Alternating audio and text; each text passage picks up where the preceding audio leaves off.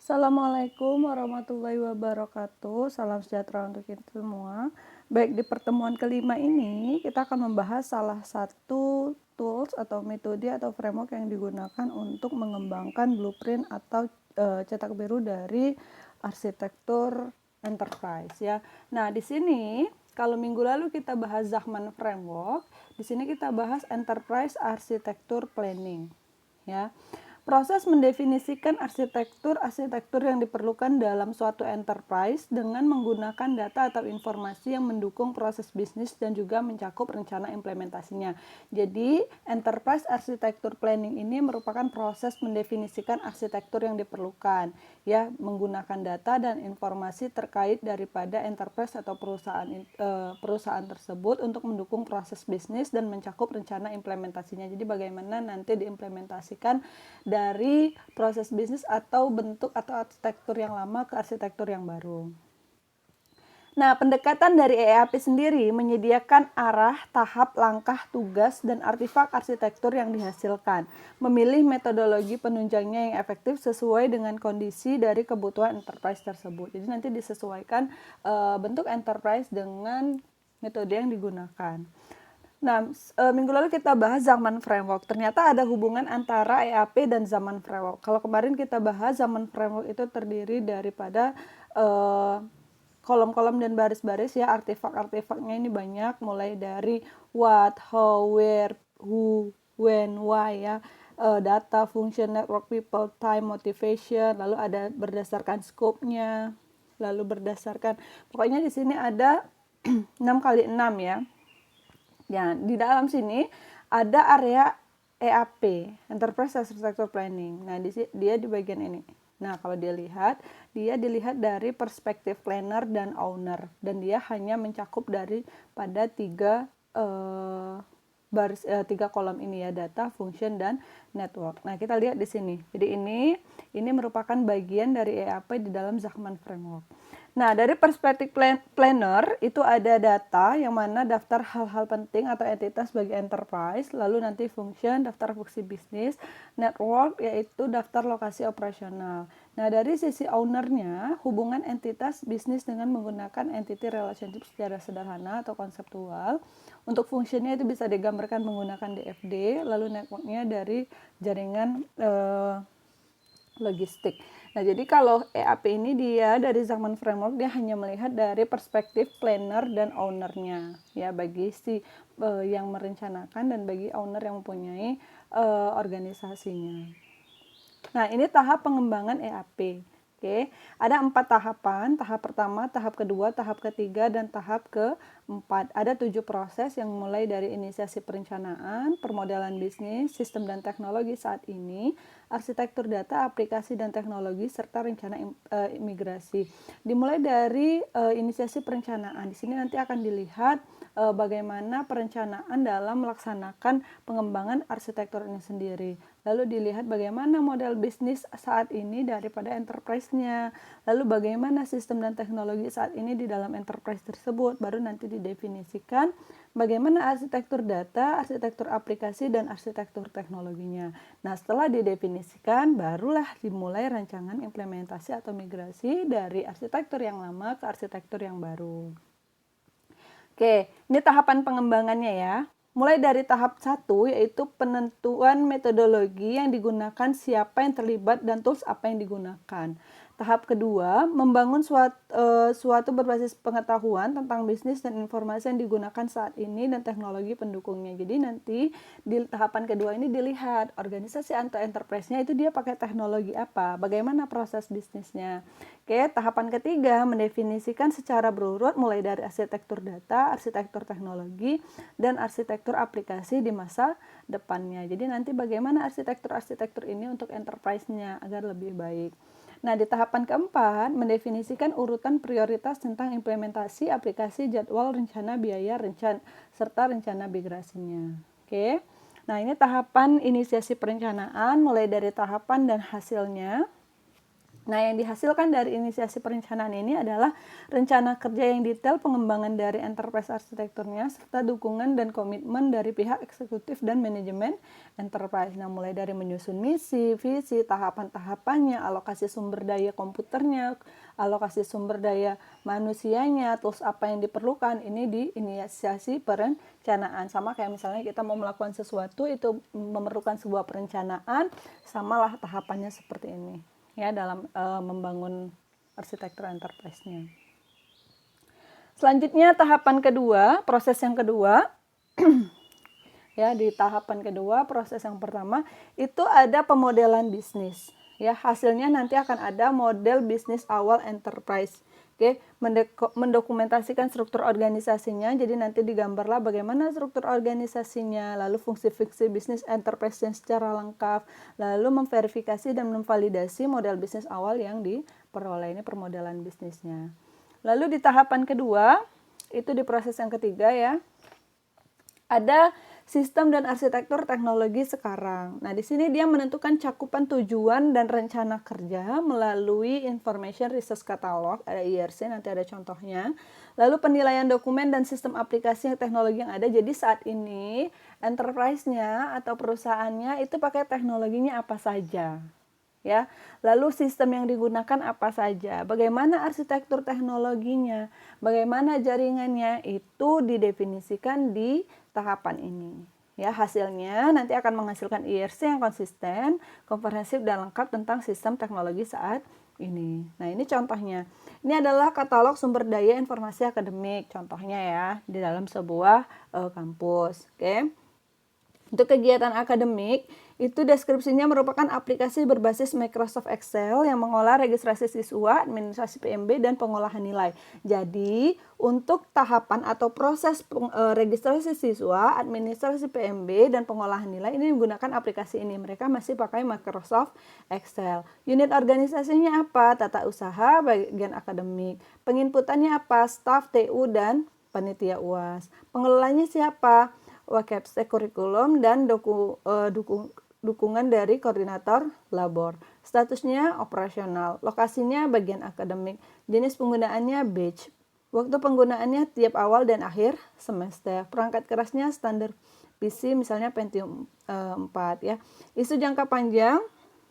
Nah, ini aplikasi ini berhubungan dengan aplikasi laporan akademik dan kurikulum untuk melengkapi laporan yang dibutuhkan. Ini adalah contoh IRC. Nanti coba kalian cari contoh IRC untuk proses yang lainnya. Nanti akan saya kasih ya. Oke, nah untuk selanjutnya pada tahapan ketiga itu tadi ada arsitektur data, arsitektur aplikasi, dan arsitektur teknologi. Ini dibuat untuk bagaimana sih arsitektur di masa depan. Jadi tadi udah tahu bagaimana bentuk, bagaimana proses, bagaimana arsitektur saat ini ya termasuk teknologinya. Pada tahapan ketiga ini ya. Tadi kan ada 3 baris ya, ini tahapan ketiga.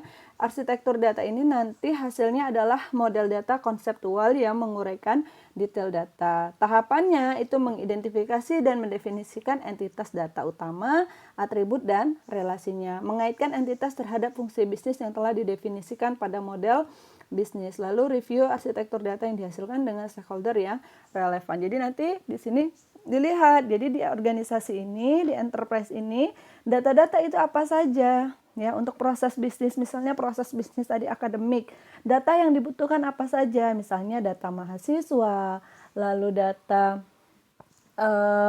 sekolah yang lalu, pokoknya data-data yang terlibat terhadap proses bisnisnya itu didefinisikan di arsitektur data.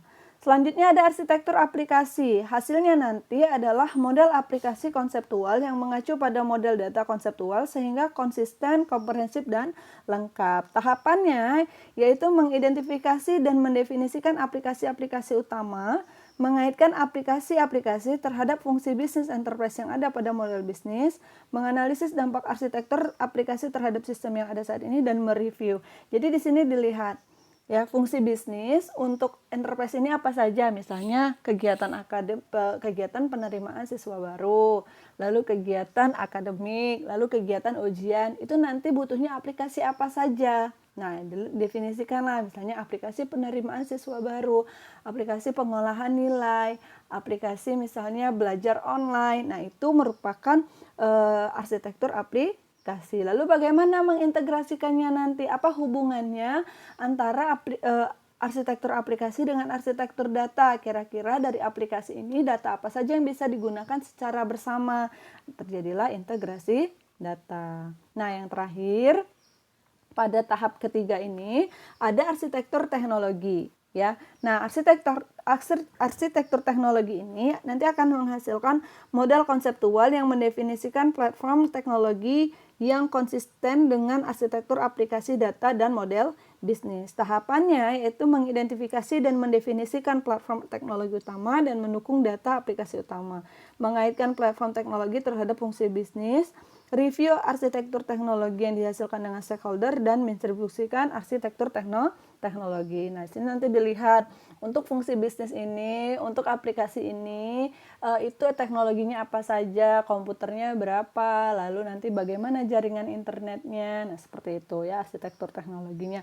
Untuk misalnya aplikasi PMB, itu datanya dibutuhkan apa saja, lalu hardware-nya bagaimana, jaringannya bagaimana, dihubungkan siapa yang mengelolanya, itu ke arsitektur teknologi.